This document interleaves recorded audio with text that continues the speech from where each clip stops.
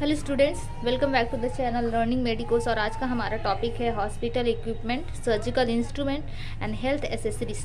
तो hospital equipments में ऐसे इंस्ट्रूमेंट्स जो यूज़ किए जाते हैं डायग्नोस्टिक पर्पस के लिए, कुछ और डायग्नोस्टिक पर्पस मेजरमेंट के लिए, जैसे ब्लड प्रेशर चेकअप के लिए, रेस्पिरेटरी रेट और भी बहुत सारी चीज़ें। और इसके बाद सर्जिकल इंस्ट्रूमेंट में फॉर्सेप्स हैं, निडल्स हैं, सुचर्स हैं और बहुत सारे जो इंस्ट्रूमेंट जो यूज़ होते हैं वो सारे सर्जिकल इंस्ट्रूमेंट कहलाते हैं। और अदर हेल्थ एसेसरीज में जैसे वॉकर्स है, व्हील चेयर्स है, ये हर हॉस्पिटल में रिक्वायरमेंट होती है इसकी। हॉस्पिटल बेड्स हैं, तो ये सारी चीज़ें जो है एक हॉस्पिटल में होनी चाहिए। तो इसकी डिटेल्स हम देखेंगे। सबसे पहले देखेंगे स्फिग्मो मैनोमीटर। तो स्फिग्मो मैनोमीटर जो है वो ब्लड प्रेशर चेक करने के लिए जो इंस्ट्रूमेंट यूज़ होता है, जो मरकरी टाइप जो इंस्ट्रूमेंट जो मैनोमीटर यूज़ होता है उसे स्फिग्मो मैनोमीटर कहते हैं, जैसा कि आप देख सकते हैं। और स्टूडेंट्स, आपकी जानकारी के लिए बता दूं कि मैंने एक सेपरेट वीडियो बनाया है स्फिग्मो मैनोमीटर के ऊपर, जिसमें मैंने उसके पार्ट्स के बारे में बताया है, साथ में स्टेथोस्कोप्स की डिटेल बताई है।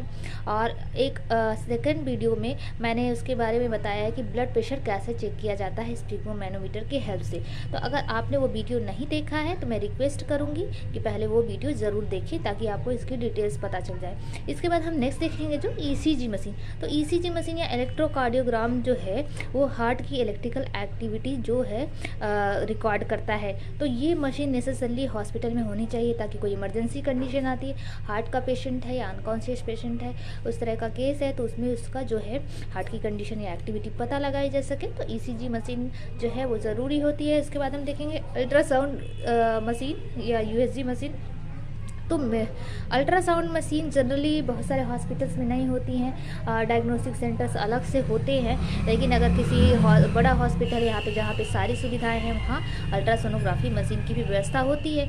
और ये बेटर होता है कि वहीं पर ये सारी व्यवस्थाएं हों ताकि सारा डायग्नोसिस जो है ऑन द स्पॉट बनाया जा सके, या सारा जो है पेशेंट को हर फैसिलिटी एक ही हॉस्पिटल में मिल सके। इसके बाद हम देखेंगे एक्सरे मशीन। तो एक्सरे मशीन की भी उसी तरह इंपॉर्टेंस है कि कोई इमरजेंसी कंडीशन आता है, कोई एक्सीडेंट का केस आता है, किसी का केस, तो हम फ्रैक्चर वगैरह देखने के लिए तुरंत एक्सरे मशीन का यूज़ कर सकते हैं, डायग्नोसिस बना सकते हैं। इसके बाद देखेंगे हम लिथोट्रिप्सी।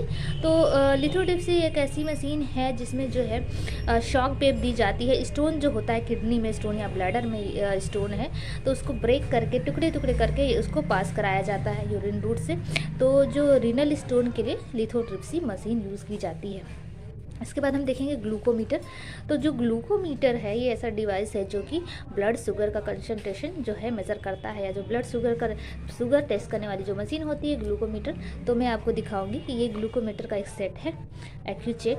तो ये जो मेन पार्ट है उसका, उसके बाद एक जो बॉक्स है इसमें स्ट्रिप्स है जो हम यहाँ पर लगाते हैं। क्योंकि ये स्ट्रिप्स स्टेराइल है इसलिए मैं आपको खोल कर नहीं दिखाऊंगी, क्योंकि मेरा हाथ स्टेरलाइज नहीं है। तो ये जो स्ट्रिप है यहाँ पर लगाते हैं। इसके बाद एक ये पेन है या डायल है, तो इससे हम पिन करके ब्लड निकालते हैं। इसके कुछ नीडल्स हैं, स्टेरलाइज नीडल्स है। तो ये है एक्यूचेक मशीन, या जिससे शुगर चेक किया जाता है। स्टूडेंट्स, मैं आपसे कहूँगी कि इस चैनल को सब्सक्राइब ज़रूर करें, क्योंकि मैं नेक्स्ट वीडियो में और अपकमिंग वीडियोज़ में ब्लड शुगर कैसे चेक करते हैं इसके बारे में भी डिटेल्स बताने वाली हूँ। फिर आगे चलते हैं। आगे हम देखते हैं सीटी स्कैनर मशीन। तो सीटी स्कैनर और एमआरआई, सीटी स्कैन का मतलब होता है कंप्यूटेड टोमोग्राफी। तो स्पेशलाइज एक्सरे टेस्ट होता है ये भी, और एक मैग्नेटिक रेजोनेंस इमेजिंग जो है टेस्ट होता है। इसमें मैग्नेटिक वेव्स यूज़ करते हैं, रेडियो वेव्स यूज़ करते हैं, और कंप्यूटर पे पिक्चर हमारी बॉडी के इनसाइड की जो है पिक्चर बन जाती है या इमेज बन जाती है। तो ये दोनों एडवांस मशीनें हैं और ये भी एक हॉस्पिटल इक्विपमेंट में नेसेसरी है। इसके बाद हम देखेंगे हेल्थ एसेसरीज। तो हेल्थ एसेसरीज में क्या क्या है? वॉकर्स। आप जानते हैं कि कोई पेशेंट है जिसका एक्सीडेंट हो गया है, वो चल नहीं पा रहा है या पैर से अब खुद नहीं चल पा रहा, उसे सपोर्ट की ज़रूरत है। तो जो वॉकर है वो सपोर्ट करता है उसको चलने के लिए। इसी तरीके से जो पेशेंट है, जो हैंडीकैप पेशेंट है, तो उनके केस में भी वॉकर की ज़रूरत होती है। इसके बाद हम देखते हैं व्हील चेयर।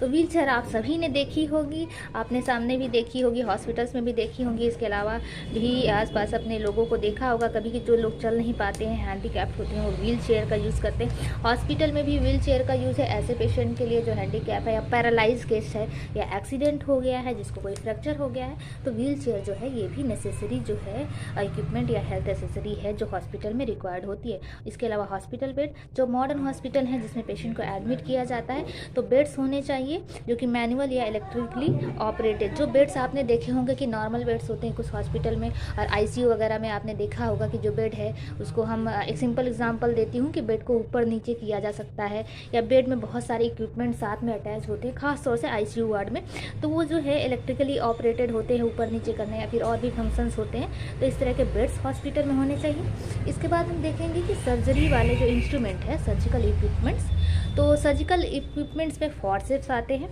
और समटाइम्स इनको क्लैम्प्स भी कहते हैं, क्योंकि किसी चीज़ को पकड़ने के लिए, होल्ड करने के लिए किसी ऑब्जेक्ट को या टिश्यू को ये यूज़ किए जाते हैं, फॉर्सेप इन्हें कहा जाता है।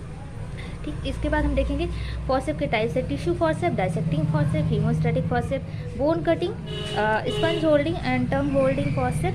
तो ये कुछ फॉर्सेप्स हैं मेरे पास, एग्जांपल के लिए आपको मैं दिखाती हूँ। तो सबसे पहले ये देखेंगे डाइसेक्टिंग फॉर्सेप है, जो आप सभी ने स्कूल में भी देखा होगा, नॉर्मल डिसेक्शन के लिए यूज़ किए जाते हैं। तो इसमें जो ब्लंट टाइप आता है उसमें ऐसे टूथ नहीं होते हैं और इसमें टूथ है, तो ब्लंट और ये टूथ फॉर्सेप, दो तरह के फॉर्सेप ये डाइसेक्टिंग फॉर्सेप कहलाते हैं। इसके बाद आप देखेंगे कि टूथ फॉर्सेप में एलिस टाइप है, मोनी हैंस टाइप्स है, लिंस टाइप्स है। तो उसका एग्जांपल अभी मेरे पास नहीं है। तो ये फॉर्सेप जो है ये भी यूज़ किए जाते हैं। ये टिश्यू फॉर्सेप है जो ग्रास्प करने के लिए यूज़ किए जाते हैं। फिर नॉन टीथ फॉर्सेप मैंने आपको बताया कि ब्लंट होते हैं। इसके बाद देखें डाइसेक्टिंग फॉर्सेप हमने देखा ये। इसके बाद हम देखेंगे haemostatic forceps, bone cutting, sponge holding forceps है मेरे पास, आप देख सकते हैं। स्पंज होल्डिंग फॉर्सेप ये इस तरह का होता है, स्पंज को होल्ड करने के लिए। फिर अदर भी यूज़ है, इसकी डिटेल्स मैंने बताई हैं एक सेपरेट वीडियो में जिसमें मैंने गायनेकोलॉजिकल इंस्ट्रूमेंट्स के बारे में बताया है। इसके बाद टंग होल्डिंग फॉर्सेप और सीजर। तो सीजर जो होती है नॉर्मली जो कैंची जो होती है वो सीजर कहलाती है। तो इसमें बहुत वैराइटीज़ के सीजर्स होते हैं जो हॉस्पिटल्स में यूज़ किए जाते हैं। तो स्ट्रेट सीजर, तो नॉर्मल जो सीजर है स्ट्रेट सीजर, पॉइंटेड सीजर, पॉइंटेज आप देख सकते हैं इसका जो एंड है पॉइंटेड है। इसके अलावा ब्लंट भी होता है ताकि हार्म ना हो, कहीं ट्रॉमा ना हो। इसके बाद हम देखेंगे कि स्टिच कटिंग सीजर। तो स्टिच कटिंग सीजर ये है, स्लाइटली कर्व होती है। ये जो स्टिच जो लगाए जाते हैं हॉस्पिटल में सर्जरी के दौरान, तो उस स्टिच को या टाँके को काटने के लिए ये सीजर यूज़ की जाती है, इसे स्टिच कटिंग सीजर कहते हैं। तो ये रहे कुछ इंस्ट्रूमेंट। इसके बाद हम देखेंगे कैथेटर्स। सबसे पहले हम देखेंगे सिंपल रबर कैथेटर। तो कैथेटर जो होता है सिंपली एक रबर का ट्यूब होता है। तो कैथेटर भी किसी चीज़ के साथ अटैच हो सकता है, जैसे किसी यूरिन बैग के साथ। जैसे आपने देखा होगा मोस्ट कॉमन, जो बहुत टाइम से बेड में पड़े हैं, जो पेशेंट चल नहीं पा रहे हैं या जिनका ऑपरेशन हुआ है, तो उनको यूरिन बैग लगाया जाता है क्योंकि पेशेंट चलकर यूरिन पास आउट नहीं कर सकता। तो कैथेटर से अटैच करके यूरिन बैग लगाया जाता है। तो सिंपल जो कैथेटर है यूरिन को ड्रेन करने के लिए विदाउट बैग भी यूज़ किया जाता है। डायरेक्टली कैथेटर लगाकर डायरेक्ट बाहर यूरिन पास कराया जाता है, उसके साथ बैग भी लगाया जा सकता है। तो सिंपल रबर कैथेटर। इसके अलावा रेक्टल कैथेटर जो है एनएस में यूज़ होता है। स्टमक ट्यूब जो है, स्टमक ट्यूब जो है ये जो है स्मॉल इंसिजन से एब्डोमेन में इंसर्ट किया जाता है और ये लॉन्ग टर्म जो है इंटरनल न्यूट्रिशन के लिए यूज़ किया जाता है। और इसके बाद हम देखेंगे नेज़ल कैथेटर। तो नेज़ल मतलब नाक के रूट से जो नेज़ल रूट से जो कैथेटर दिया जाता है, ये जनरल ओटी में सर्जन्स के द्वारा यूज़ किया जाता है, जनरल एनेस्थीसिया के लिए यूज़ किया जाता है। इसके बाद देखेंगे ऑक्सीजन स्टेरॉयल टिप्स। तो ऑक्सीजन की जो पाइप होती है, जो आपने जो सिलेंडर के साथ देखा होगा, ये ऑक्सीजन की जो पाइप लगी होती है, तो उसे हम ऑक्सीजन कैथेटर कहते हैं। इसके बाद हम देखेंगे नीडल्स। तो नीडल्स जो है मैं थियोरेटिकल पार्ट आपको नहीं बताऊंगी स्टूडेंट्स, क्योंकि वो तो आप बुक से पढ़ ही लेंगे। मैं आपको एग्जांपल दिखाना चाहती हूँ कि किस तरह के नीडल्स होते हैं। तो सबसे पहले शेप के बेसिस पे हम देखें कि स्ट्रेट हो सकता है या कर्व नीडल। ये स्ट्रेट आप नीडल देख रहे हैं, या फिर कर्व नीडल हो सकते हैं, ऐसे राउंड शेप हो सकते हैं कर्व नीडल। तो ये हो गए।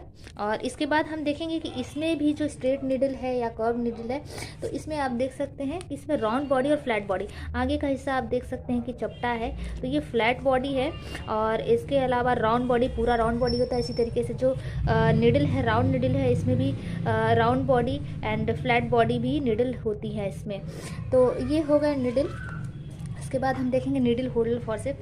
तो ये आप देख सकते हैं कि नीडल को होल्ड करने के लिए जो है जो कर्व नीडल से उसको होल्ड करने के लिए एक फॉर्सेप है, इसको नीडल होल्डर कहते हैं। और इसके बीच में जो है ये स्पेस है, तो इस यहाँ से हम होल्ड करते हैं।